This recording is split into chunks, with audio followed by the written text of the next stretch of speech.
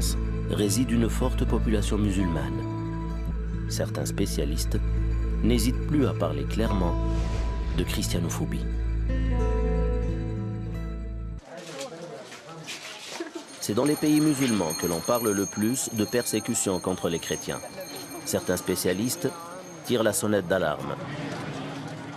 Dans les pays qui appliquent la charia, la persécution ou la discrimination des chrétiens est légale. Elle n'est pas le fait de groupes terroristes, elle est organisée par l'État. Au Pakistan ou en Arabie Saoudite, quelqu'un qui quitte l'islam, qui devient chrétien, il est puni de mort par l'État, par des lois étatiques. Nous avons besoin de nos amis musulmans éclairés pour interpréter de manière intelligente des sourates et des versets du Coran qui pourraient être utilisés comme de véritables bombes par des extrêmes, mais si on les décontextualise, et si on les remet à leur époque et à leur place, on peut très bien combattre le fanatisme. Et c'est ce travail qui manque aujourd'hui.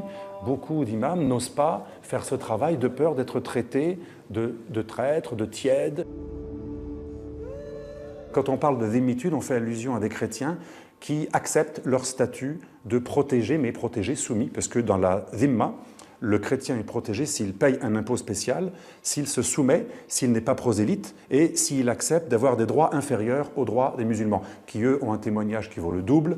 Les musulmans peuvent porter une arme, pas un chrétien ne peut pas épouser une musulmane, mais un musulman peut épouser une chrétienne, etc. etc. C'est une citoyenneté de seconde zone. Un islamiste ou un orthodoxe musulman va vous dire « nous, on prévoit un statut pour un minoritaire, alors que d'autres religions, dans d'autres époques, n'auraient pas prévu de statut du tout. » Alors c'est leur façon de justifier cette suggestion. Ils disent « mieux vaut ça que d'être génocidé ». Un certain nombre d'islamologues ont vanté la dhimmitude.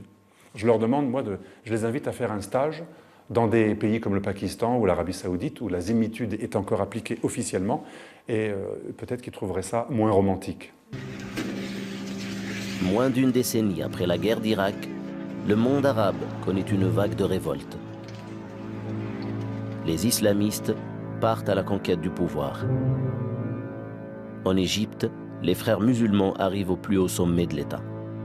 Un certain nombre de Coptes ont opté pour une sorte de rapprochement tactique avec les frères musulmans pour être épargnés. Alors peut-être qu'ils ont raison.